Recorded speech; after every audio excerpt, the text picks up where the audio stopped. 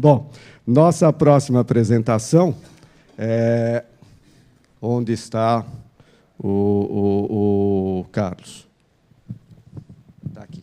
Desculpe, não.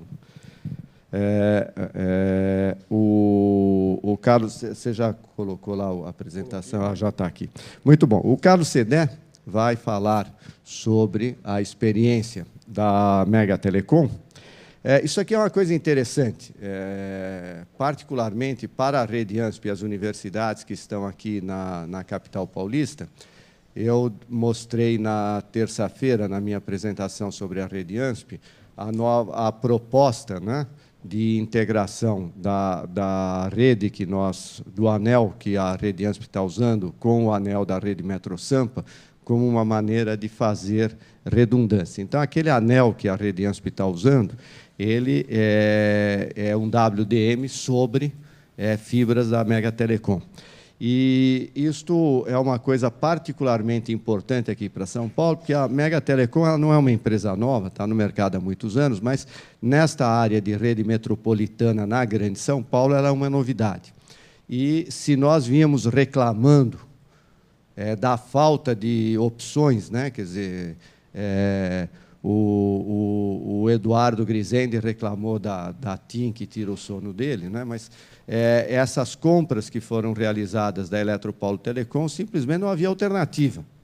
Quer dizer, ou você comprava da Eletropaulo Telecom, ou você comprava da Eletropaulo Telecom e ponto. Hoje nós temos outros, estamos vendo com muito prazer o surgimento de outras empresas. A Mega Telecom não é a única outra, tem outros concorrentes hoje no mercado, cabeando, colocando fibras aqui na Grande São Paulo, mas a Mega Telecom é aqui, no final do ano passado, quando nós fizemos essa experiência junto com a Highwinds, foi a que se apresentou com a fibra que nos interessava e a proposta. Então, ele vai falar sobre o compartilhamento de redes privadas e os desafios na expansão da rede metropolitana, que é uma situação real e que nos interessa bastante aqui, principalmente as instituições na Grande São Paulo. Então, bem-vindo, Carlos. Obrigado. Obrigado, professor Lopes. Obrigado, Manuel Corrêa, pelo convite. Na verdade, fazer um formato diferente. Eu tinha trazido uma apresentação, mas, dado que vocês já estão cheios de apresentação, de informações novas, eu preferia fazer um bate-papo e contar um pouquinho a nossa experiência em implementar redes de fibra ótica em regiões metropolitanas e em rodovias. A Mega Telecom é uma empresa que pertence, um dos nossos acionistas é o controlador do Grupo Hipermarcas, o outro é o Grupo Silvio Santos. Ela, na verdade, ela é uma fusão entre duas empresas, entre a TV Alphaville, que é uma das primeiras TVs a cabo do Brasil, e da Mega Telecom, que é a empresa que faz, por essência, por DNA, ela implementa redes de fibra ótica. Nós começamos a mexer com fibra ótica há cerca de 10 anos. Nosso foco de atuação é o Estado de São Paulo, então acho muito pertinente apresentar a empresa para vocês.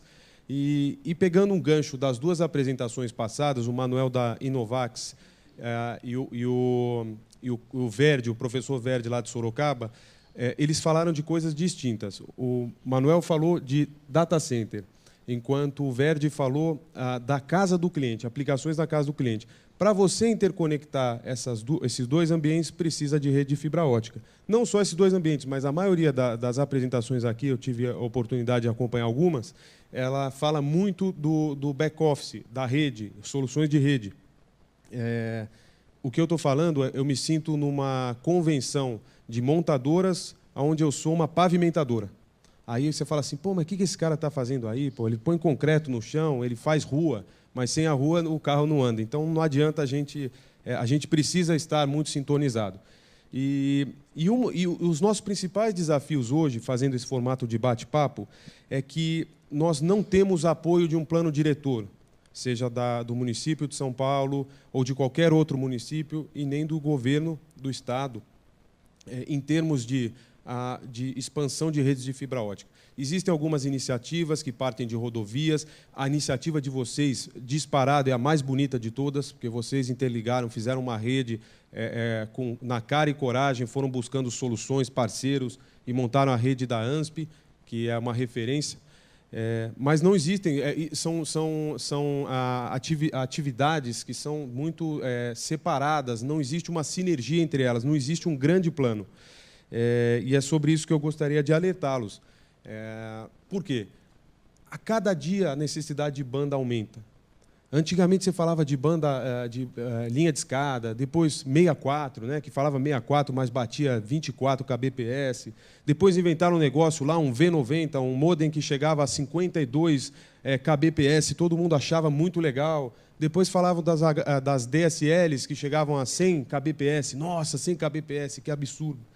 Hoje, uma conexão razoável para você consumir os conteúdos over the top e usar um pouquinho do que o mundo está oferecendo, para ser razoável, ela tem que ter 2 a 4 mega. Né? Acabei de ler, vindo aqui no caminho, que a Anatel hoje vai exigir 20% de garantia de banda. Eu não sei como eles vão medir, mas hoje nem 10 que eles pedem as empresas cumprem. Mas qual que é a grande verdade nisso? O mundo mudou, a gente precisa de banda. E a única, na verdade não a única, mas a melhor tecnologia com maior escalabilidade para levar todas essas soluções na ponta que vocês têm visto as apresentações aqui, até chegar às universidades do estado de São Paulo, que tem uma demanda muito alta de banda, elas vão ser carregadas por fibra ótica. Estou falando das soluções de grande disponibilidade. Né? É dado que rádio ele tem certas limitações, o espectro está sujo, a capacidade também ela sofre limitações. Em uma rede de fibra ótica, a limitação está nas pontas ainda. Eu estava até conversando com um fornecedor de DWDM, ele me contou que estavam fazendo agora os lambdas de 100 GB e montaram um chassi que vai empilhar 160 lambdas de 100 GB num futuro próximo. E isso num pelo de fibra ótica. Então, se eu estou falando de rede de fibra ótica, que a gente... Hoje, basicamente, existem 3 tipos de rede de fibra ótica. Vamos dizer 4. Os cabos submarinos são aqueles que a gente compra da Global Crossing, da Embratel, da Globenet, que ligam aqui, geralmente, com Miami, e de Miami nos liga no mundo. Tá? Esse eu não vou falar muito, porque isso são poucos players, é um negócio muito específico. As redes de fibra ótica aéreas, que são a maioria que estão aí, quando você vê aquele poste maravilhoso, cheio de fibra pendurado, a gente colaborou um pouquinho com essa beleza no design urbano. Mas, brincadeiras à parte, por que as empresas como a nossa, uma operadora competitiva de médio porte, vai para soluções aéreas? A gente tem encontrado muita dificuldade de aprovação de projetos de fibras enterradas. De novo, porque falta um plano diretor. Eu tive agora, essa semana, no Rio de Janeiro, conversando com o pessoal da TIM, eles estão realmente empipinados. Compraram a rede da AES, compraram uma coisa e levaram outra. E, como o professor Lopes acabou de comentar, eles têm tido muito problema de qualidade. Né? Faltava documentação nessa rede. E o pessoal me disse, olha, eles estão agora com 2 projetos no Rio. Um chama asfalto liso, ou seja, não pode mais se quebrar o asfalto. No momento que implementou uma calçada, uma via pública, uma rua, eles não podem mais quebrar por MND, por qualquer método que seja, para passar fibra ótica. Eles não deixam mais. E a segunda característica que ele me falou que está acontecendo nesse momento é que o Rio está se preparando para os Jogos Olímpicos e para a Copa do Mundo, que vem primeiro, e não existe uma sinergia entre as operadoras e a prefeitura. Ou seja, estamos construindo um acesso. Vamos já colocar um duto para as operadoras explorarem? Isso não existe. Essa conversa não existe, o diálogo está precário. O que vai acontecer? De novo, eles vão construir pontes maravilhosas, acessos maravilhosos, e não vão ter infraestrutura enterrada. Vai ter que ser tudo aéreo, tudo na base da gambiarra, que é isso que a gente vê nos postes hoje em dia.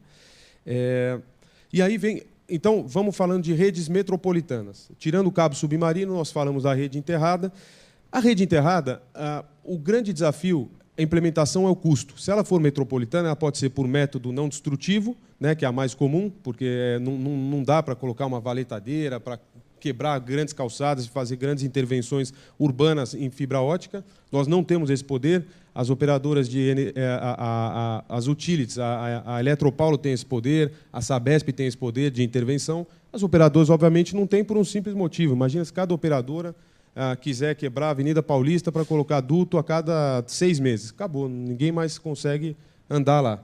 Então, falando de ideias de custo de implementação, que é legal vocês saberem. Toda vez que a gente fala de rede, principalmente vocês que estão falando de redes de longa distância, de longo alcance, de backbones, o maior desafio nosso, das operadoras, não é implementar a rede em si, é pagar o OPEX, né, o custo dessa rede ao longo do tempo para as operadoras. Como que funciona isso? A gente implementa a rede, coloca o duto, faz a nossa lição de casa. Depois de um ano, chega a operadora com o boleto, ó, pum, em cima da mesa.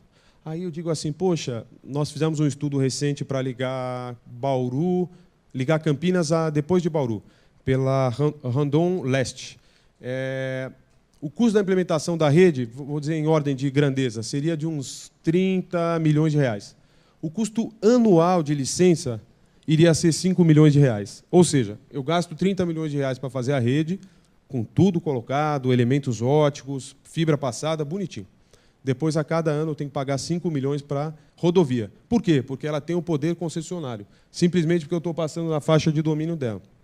Então, sobre isso que eu queria dizer, assim, a gente precisava se unir, rede acadêmica, operadoras pequenas, médias, grandes, governo, para combater esse tipo de prática, que, no fim do dia, o que acontece? Onera vocês, os clientes da ponta final. Não só vocês, as universidades, como os universitários, como os clientes finais. Eles que pagam a conta. A operadora não tem porquê. A gente não é beneficente, a gente não vive de doação. Eu não tenho como suportar esse custo sem repassar para o meu cliente final. E eu não vejo, eu vejo as discussões, eu vejo o ministro, o pessoal do Minicom, da Anatel, falando em desonerar a IPI de fibra ótica. Legal, legal. Mas, de novo, vamos combater a raiz do problema. Nós temos problemas sérios aí de uma falta de regulamentação desse mercado, onde as operadoras abriram, igual um jacaré abre a boca, abriram a boca para essas receitas acessórias e elas não dão contrapartida alguma para o usuário. Ela nunca vi uma concessionária chamar a conferência de imprensa para dizer, olha, gente, eu vou derrubar meu pedágio 10%, que eu estou cobrando muito, estou ganhando muito dinheiro com fibra ótica aí, de uns bobos que passaram fibra para vender depois. Então, como a gente está falando de backbones dentro do Estado de São Paulo, a gente precisa combater essa prática, a gente precisa se unir, a gente precisa mostrar que o caminho tem que ser um caminho diferente.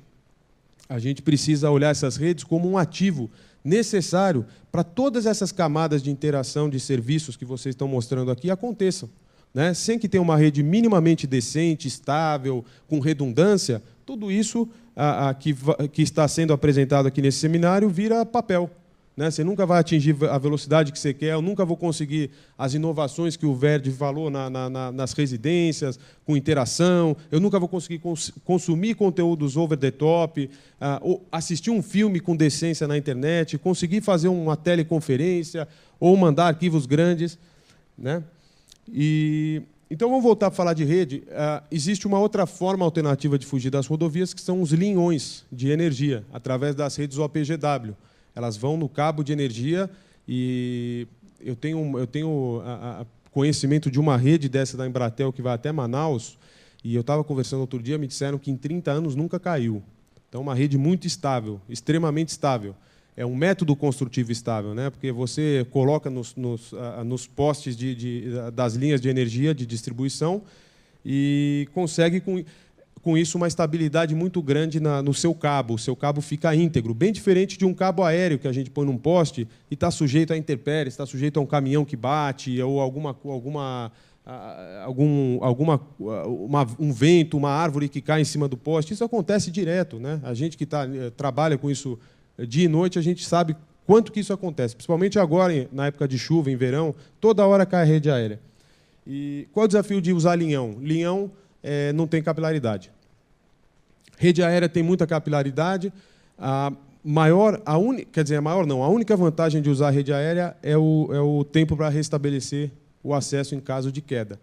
A rede subterrânea, o linhão, cabo submarino, tudo isso demora muito para subir. A rede aérea, ela cai muito mais, mas ela é mais fácil de reparar. A rede aérea é uma gambiarra, made in Brasil, né? Assim, a gente gosta muito de rede aérea aqui no Brasil. E mesmo em outros países, quando a gente faz estudo que também tem rede aérea, a gente percebe que as redes aéreas elas são muito mais estáveis. Existe um respeito os cálculos de esforço nos postes, uma exigência de uma agência reguladora que permite um número mínimo, ou melhor, um número máximo de empresas que colocam cabo nesses postes. Aqui no Brasil, infelizmente, não existe isso. Ao ponto que, outro dia, nós estávamos fazendo um site survey com um cliente, nós vimos um poste arrebentado, provavelmente por um caminhão, alguma coisa, que estava pendurado com a tensão dos cabos de fibra ótica e de energia. Então, a gente salvou um poste aí nesse caso, né?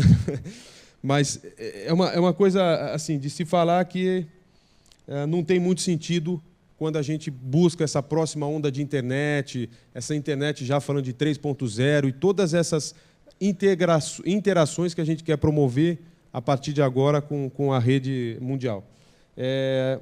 Trouxe uma colinha aqui, mas eu não achei mais... Bom, eu queria... Deixa eu mostrar um pouquinho do nosso anel, porque acho que todo mundo aqui, né, Lopes, tem que se vender um pouco, né? Então, na verdade, isso aqui é rapidinho. Eu vou passar, que eu já falei um pouco disso.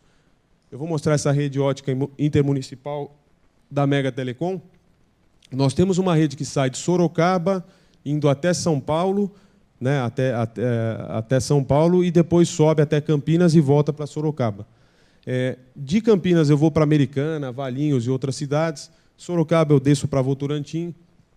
E São Paulo tem um mini anel metropolitano, que é esse que o professor Lopes comentou que a ANSP está começando a usar agora através da Highwinds, que é um cliente nosso.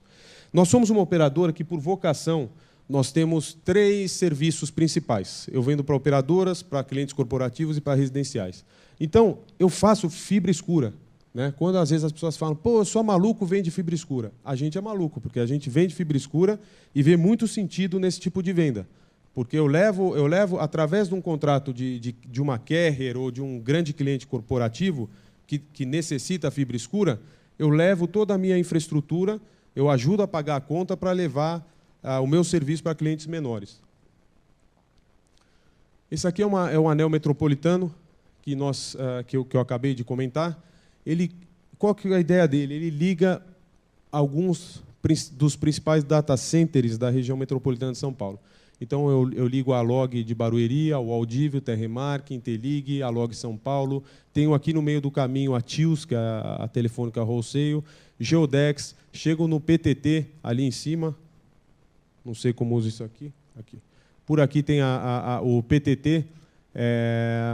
Eu chego na Brasil Telecom, na Guido Calói, na Tivity, no Senesp, na Global Crossing, Level 3, ali na extremidade em Cotia, e volto para cá, fechando o meu anel. Pego aqui também T-System, TIC, da Telefônica e vários outros data centers.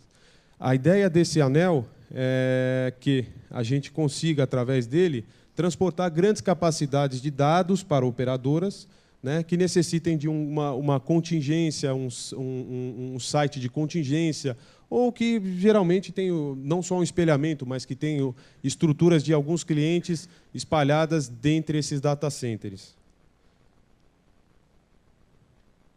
O que a gente está pretendendo fazer em 2013?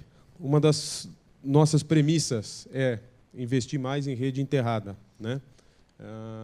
Então, nós estamos fazendo a construção subterrânea das Nações Unidas, Largo da Batata. Nós estamos entrando como a única empresa com negociação com o Rodoanel para construir o Rodoanel Oeste, tá? Que é a Via Oeste. Ele interliga a Castelo, Raposo e chega lá na Regis. E tem uma ativação desse circuito DWDM do anel intermunicipal entre São Paulo, Campinas e Sorocaba. Ele ainda estava escuro. E capilarização da rede Sorocaba e Campinas metropolitana.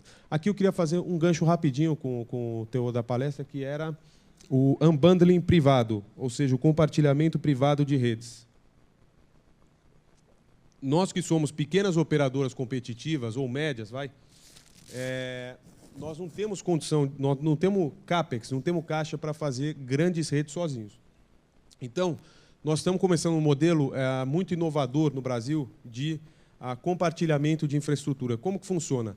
A gente junta um pool de operadoras e se consorciam para construir uma determinada rota. E aí a gente está quebrando um paradigma grande na indústria de telecom. O paradigma é o seguinte: antes a operadora queria ser o melhor provedor porque é o único, né, por exceção. Quer dizer, ela é a única operadora que cobre aquela área, então ela é a melhor operadora. A gente tem muito esse problema, principalmente no interior. Quantos de vocês que estão no interior, que a hora que precisam de uma solução, vocês têm... É igual pedir refeição no site da Gol. É sim ou não? Você fala, você liga para a telefone e fala, você tem? Não. Então, putz, então não tenho solução. Não tenho opção. Não posso pedir outra coisa. Não. Então, nós estamos fazendo esse consórcio com a ideia de dividir esse CAPEX, que, como eu disse, a gente não tem estrutura de caixa para aguentar sozinho, e compartilhar essa estrutura. Essas duas construções são compartilhadas através de um pool de operadoras médias competitivas. Esse aqui é uma construção só da Mega Telecom. Aí depois, no futuro, eu vou comercializar a capacidade, fibras, etc. Mas vai ser uma construção nossa, um ativo nosso. Essa iluminação do DWDM, eu não posso falar o nome do fornecedor, porque aqui tem dois, né? Depois eles vão ficar brigando, vendo quem vai ser. Tá bom, Ricardo? Não. Então, Sorocaba e Campinas, nós estamos capilarizando a rede porque nós vamos levar a TV a cabo para lá, através da nova licença do SEAC. E aí um capítulo interessante, como que a gente juntou operação de telecomunicações com TV a cabo. Nosso grupo acredita que, no futuro, vá tudo para telecomunicações, né? Inclusive, o SEAC, que é a lei nova do cabo, é a reformulação da lei do cabo, ela fala em empresas de serviço de acesso condicionado. Então, a gente acredita, toda essa parte de TV está indo para o mundo das telecomunicações. E também acreditamos que o modelo de TV ele vai sair desse DVB tradicional. A TV linear não vai acabar de existir, né? Ninguém vai assistir a final da Copa do Mundo 3 dias depois por VOD. Não existe isso. É linear.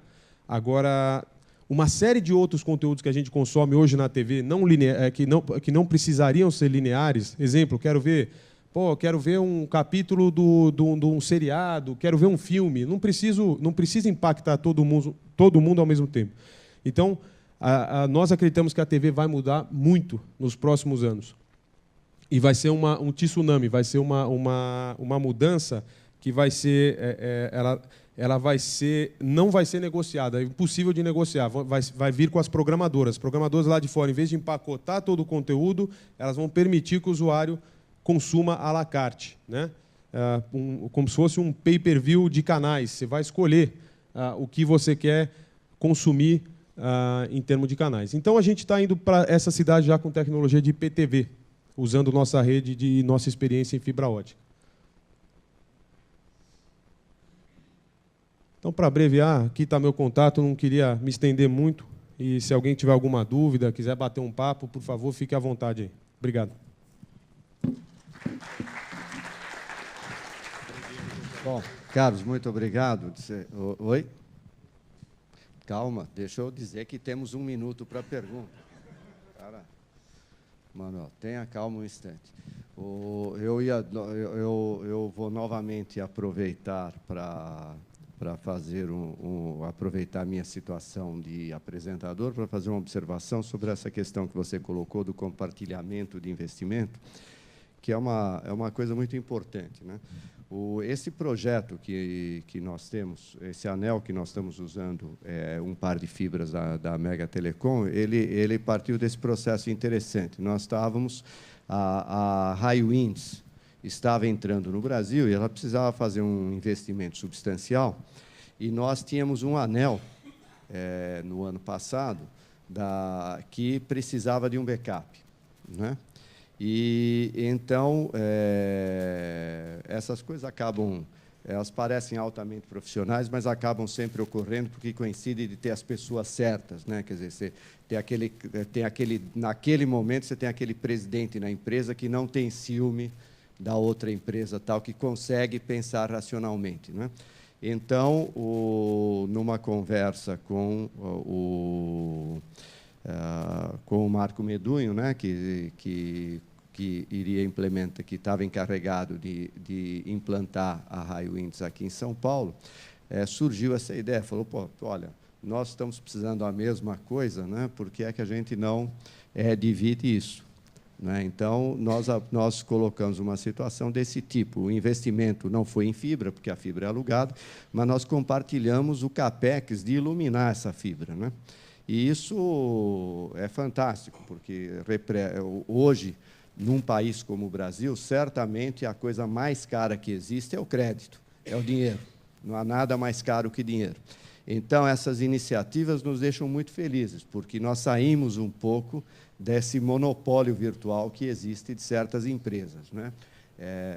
O Zé Roberto, está por aí o Zé Roberto agora ou não está? Ele deve ter saído. O Zé Roberto, cada vez que você fala de colocar um link novo, ele que é encarregado de está na FDE, né? Encarregado de conectar as escolas públicas de São Paulo, né? De segundo grau. Então, cada vez que você fala em precisa mais um link para conectar não sei o quê, ele já começa a tremer, não é? A ficar nervoso. Já precisa de um calmante, porque certamente ele vai topar naquele problema da telefônica, dizer, eu não tenho. E isso é muito complicado. Então, Manuel, por favor, sua pergunta. Não é basicamente uma pergunta. Dá uma explicitada na solução feita pela Unesp para resolver os problemas críticos que eles tinham na rede, tá? Que vocês ajudaram. Legal. Bom, queria agradecer o Colete, aí, que é um dos grandes idealizadores que ajudaram a gente a tornar esse projeto real. O que nós fizemos, na verdade? Nós temos a reitoria da Unesp, lá no centro de São Paulo. O centro de São Paulo, para vocês terem uma ideia, para a gente fazer qualquer intervenção no solo, eu preciso de autorização do CONDEFASP, sondagem, arqueólogo, cada hora inventa uma coisa, tá? Cada dia é mais difícil. E nós estamos aí no projeto de abordar esse prédio e trazê-lo para esse anel que o professor Lopes comentou que eles usam junto com a Highwinds. E nós, nesse anel, traremos reitoria Unesp junto com esse site aqui da Barra Funda. Pelo menos o projeto inicial é esse. E, com redundância, interligaremos em todos aqueles data centers. Quer dizer, em forma de anel, né? 1+1, protegido. Caiu um lado, vai pelo outro. Toda a gestão dessa rede vai ser de vocês. Eu só vou fornecer a infraestrutura, a fibra escura. Para nossa sorte, né? Porque o problema aqui no IFT é que ele está conectado com a rede Metro Sampa, mas ele está conectado por um rabicho, né? Quer dizer, tem um par de fibras que vem da reitoria até aqui, e são fibras aéreas, em parte do caminho. Tem uma parte lá no centro que é enterrada, mas a maior parte é uma fibra aérea. Então, resultado, cada vez que tem um acidente de trânsito, alguma coisa, essa fibra sai do ar e o IFT aqui fica sem rede. Né? Nós temos socorrido através do projeto Quiatera, né? Mas isso é sempre uma coisa complicada, especialmente porque o projeto Quiatera, por ser um projeto, não é um negócio permanente. Você fala assim, bom, desta vez me socorreu, agora, no ano que vem eu não sei o que acontece. Né? Aí, essas coisas também são sorte, né? Nós descobrimos que a fibra desse anel deles aqui passa 300 metros daqui, aqui na Marquês de São Vicente, né? Então, isso ajudou muito. O Ricardo vai fazer uma pergunta, depois Cacá, o Marcos. Coisa rápida. Entendendo a capilaridade das universidades, estão espalhando não só no estado, como no país inteiro, e tem aí um gap, aí, não um gap, mas tem uma grande preocupação das universidades em fazer curso a longa distância. Como é que a Mega Telecom pode ajudar, ainda mais com esse conhecimento aí na área de TV e mais capilaridade de telecom? Como é que vocês podem ajudar isso aí? Legal, boa pergunta. A Mega Telecom, na verdade, ela ajuda na conectividade via fibra ótica. E no estado de São Paulo, onde a nossa rede, muito mais aqui próximo à capital. Nós temos dentro do grupo uma empresa que faz transmissão via satélite. Eu acredito, por esses gaps, Ricardo, que a melhor forma de se comunicarem de comunicação entre sites remotos ou sites com distância muito alta seja via satélite. Tá? Oba. Eu fiquei com uma dúvida, que você falou uma coisa ali que eu fiquei intrigado. A gente vê, que acontecia um pouquinho antes fora do país, essa coisa do compartilhamento da infraestrutura. Já existe há algum tempo também a questão dos swaps, das trocas. Agora, meu entendimento das operadoras que detêm infraestrutura que hoje em dia elas não querem mais vender ou alugar fibra, só lambda. E você comentou que vocês estão construindo, vão construir lá 60 quilômetros e vocês vão vender fibra, ou vender ou alugar, imagino que seja por um tempo bem longo. É fibra mesmo ou é lambda? Fiquei na dúvida. Fibra escura. Fibra escura. Infraestrutura, como nós fizemos aqui com a Unesp, né? E aí, o que vocês colocam de capacidade naquilo vamos dizer, é problema de vocês. Se vocês quiserem colocar 1 tera, 1 giga, 100 mega, independentemente, para mim é transparente, eu alugo a infraestrutura mesmo. Como eu te falei, Marcos, isso é viável para nós, porque nós temos outras linhas de serviço que são rebocadas junto com o cabo. Né? O cabo hoje de fibra ótica eu faço triple play para mercado residencial, eu faço telefonia e internet para mercado corporativo de qualquer tamanho e faço operadoras. Então, se você me ajuda, por exemplo, alugando uma fibra escura a pagar essa conta, para mim é um grande negócio ainda. Né? A gente enxerga com potencial.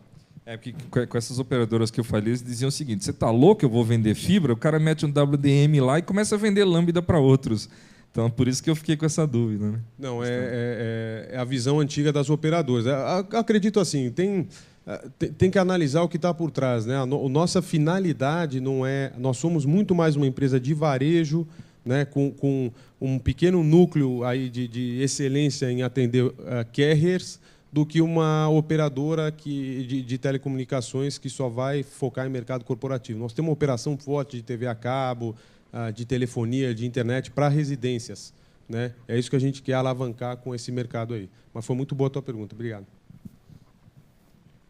Carlos, bom, gostei muito aí da abordagem, viu?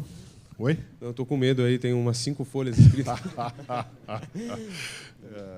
Pois é, né? Esse é o famoso notebook, né? Esse que é o original, né? Original.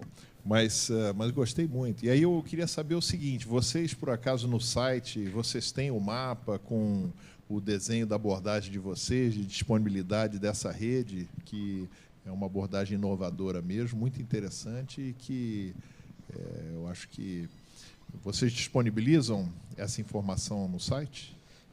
Olha, no site não, mas qualquer um que quiser mandar um e-mail, a gente manda o mapa sem nenhum problema. Nós somos muito parceiros e, de novo, gostaria de agradecer muito o professor Lopes e o Manuel, que falaram, nos convidaram, quer dizer, nos convocaram para vir contar essa história para vocês. Tem outras operadoras também. Eu acho que agora as operadoras médias e pequenas têm obrigação de fazer essa aproximação com vocês, que são os grandes demandantes da nossa infraestrutura. Mas, por favor, me manda um e-mail que, sem dúvida, a gente manda para você a capilaridade. Combinado e obrigado. Deixa eu voltar aqui. Bom, então, muito obrigado, Carlos.